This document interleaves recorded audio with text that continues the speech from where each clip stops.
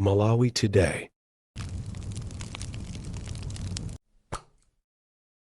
The DC.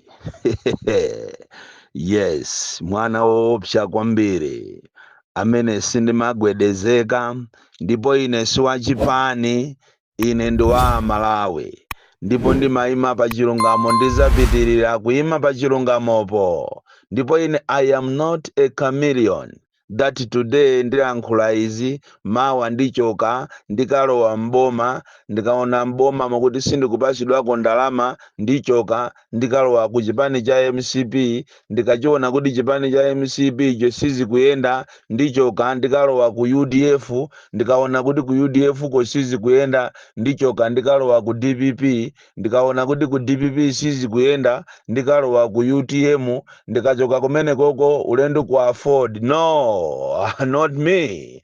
I owe my allegiance to the people of Malawi, and I'm a no-nonsense person. When I'm saying I am an activist, I mean it. I am an activist.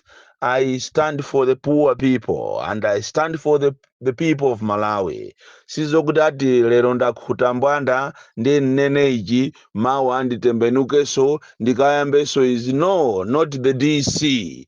I'm a man of all seasons, evergreen bambo. Sinimagwedezeka ya kuchokera 2020 activism osasintha kuzafika lero. That's what people want. Zimene Malawi amafuna ndi zimenezo. Choncho ife omenyera maufulu ngati tatopa tiyeni tisiye osamatenga Malawi for granted.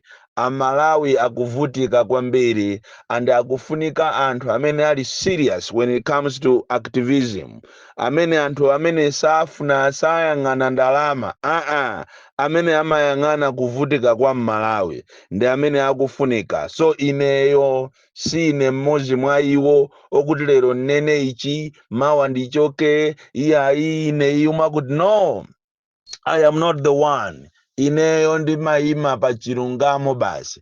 Ndipo kaya wala kuisayo ndi wa MCP ndimambandula, kaya wala kuisa ndi minister ndimamuswa, kaya wala kuisa ndi wa DPP ndimamung'amba, kaya wala kuisa ndi wa UTM ndimaswa. Sindiona kuti uyu ndi vice president, uyu ndi president, uyu ndi minister wanji, kaya tinachezapo kaya kwawo ndi kumulanje. Ine sindiona za mulanjetu, ine ndimangoona za Malawi.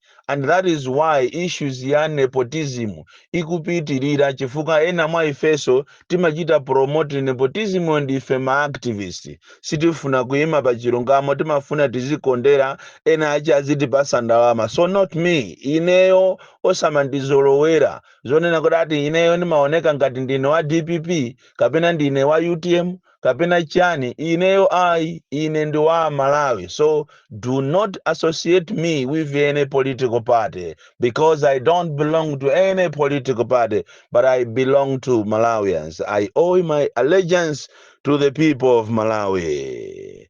Ndikufuna ndithokoze kwambiri kwa nthawi yoyamba. Pali nthawi zina munthu umangumuona koma mmene akuonekera nkhope yace mwinaso ndikuyamba kumulavula. Koma ndafuna ine ndithokoze kwa nthawi yoyamba Minister Vitumbiko Mumba, ndi amenetu wabwera kuzagwira ntchito kuno ku Malawi. Zimene wapanga Vitumbiko Mumba akanakhala kuti anthu ena onse ma ministers wa amene amuzungulira chakwera, including ma advisors, akugwira ntchito monga amene akugwirira Vitumbiko Mumba, ziko lino lili bwino kwambiri. Chifukwa Malawi makamaka ogwira ntchito akuzunzika, akukhala pa environment yozunzika kwambiri ngati munomo si ziko lawo. Zimene wapanga Vitumbiko Mumba zija zopita kumakaseka makampani amene akutenga Malawi ngati nkhumba, akutenga Malawi ngati agalu. Zimene zija abwana muzipitirize, chifukwa aliko makampani osakhala okhaja mwaseka inu aja, aliko makampani ambiri amene anthu aje amazunzika zovala zawo amagavulira ku chimbuzi ndikuzisiya konko ndikumagwira ntchito, akaweruka ndikukavalira ku chimbuzi. Mupitenso malo ophikira zakudyawa mmene mwanthu akuzunzika kopsa malo marestaurant otchuka muno Malawi mmene monso mukaonemo muli exploitation yochuluka kwambiri. Amalawi akuzunzika kopya ndi mabwana awo. Choncho ino avitumbiko mumba zimene mwapanga kumuyang'anira munthu umenewo ndiye uminister, osakhala maministers ena okuba. Tikunena pano ali ndi mabasi ku Namibia, ku Zimbabwe, ndalama za ma refugees, za ma Rwandizi, za ma Burundi zitalemera agula nazo mabasi. Ndipo iyi ni nkhani imene ngakhale ASCB sanafunikenso kuti ayiyang'anire akazayifufuze nkucha.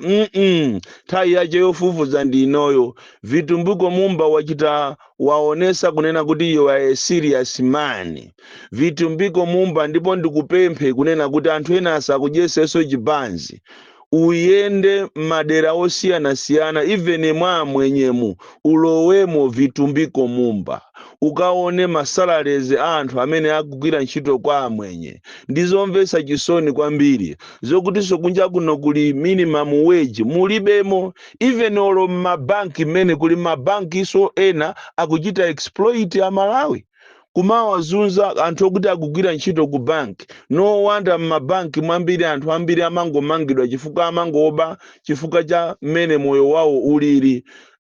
Iweyo vitumbiko mumba waonesa kuti you are a serious guy amene siunyengerera wina aliyense. Chifukwa atu kumene koko muboma la MCP mwakhalamo tu ma ministers amayendera malo ngati amene koma chimene amadziwa ndikuangoonana ndi mabwanawo ndikulandira ndalama, osachita address ma workers. Ma workers Malawi muno ali ndi mawu akufunikira a serious minister.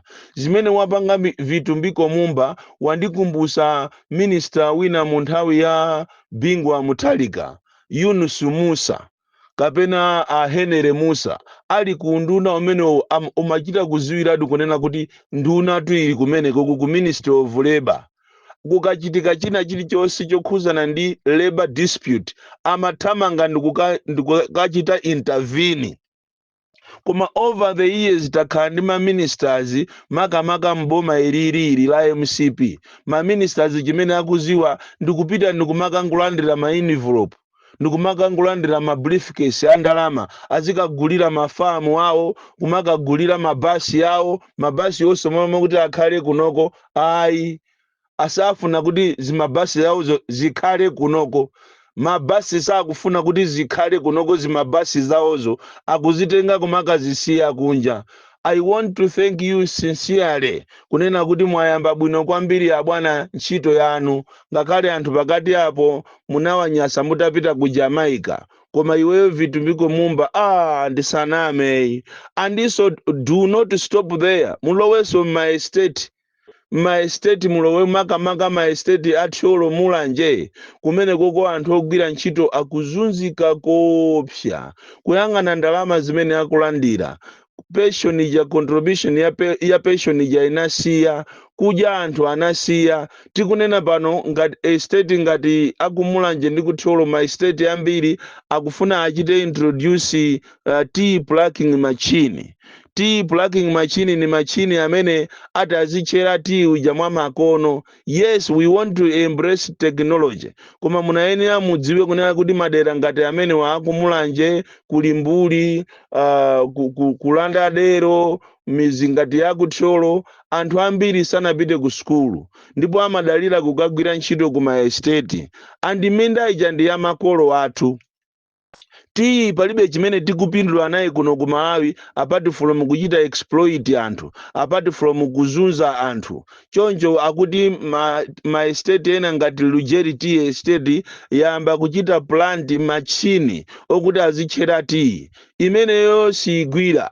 Ati ngati kuli kuwukirana tiwukiranapo chifukwa minda imene ndi ya makolo athu kuchokera kuthyolo pakana kumulanje ndi minda ya makolo athu. And ifeyo Amalawi palibe chimene tikuchita benefit chifukwa ngakhale tiyo amamuchita auction kutiko ku Kenya kunoko mmangobwera machinale ndi fetereza palibe chimene chikupinduliranso dziko la Malawi. Choncho iyi avitubiko mumba muyende m'maestate akumulanje ndi Tcholo makamakaso ku Lujeri. Andi ku Lujeri kwayamba nkhanza kwambiri, kunabwera amwenye. Lujeri used to be a very very serious company, komano panopa kunalo amwenye amene akuzunza anthu, mmene akuzunzira awa ameki.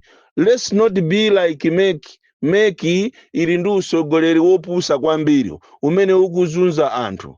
Ameki tikunena panopa abandalama za maziphunzitsi okwanira 89 ya Blantyre City kuabera ndalama zawo aliyense 80,000 pa masalarizi awo amene amayenera kuti alandire, kapena ndalama imene anagwirira ntchito nthawi ya registration. Anthu 89, almost 80 million imene yabedwa kui anthu akuyenda mamawa siku naliliyonse, mamawa mazulo kumakakumbutsa ndalama zawo kumeki. Kodi mukufuna mubeka ngati inuyo ameki mwabere anthu kenakonso muzabereso zisankho mogwirizana ndi MCP imeneyo tusiyigwira. Miti yanu taziyendesani bwino, miti yanu izikhala yoyenda bwino, osamapanga zinthu za upside down.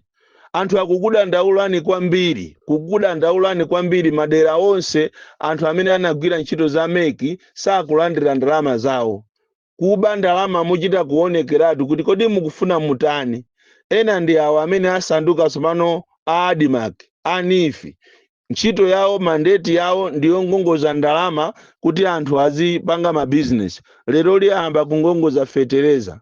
Madabwa kuti inu kodi fetereza ndi wa ku Ministry of Agriculture ndi amene akupanga za fetereza. Iniyo fetereza mamutenga kuti?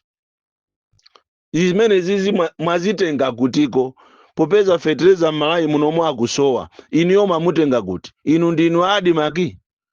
ADMAC ndi miti yawo siyenda bwino, ati iwo sonoyamba kugula mafuta kupereka kuboma.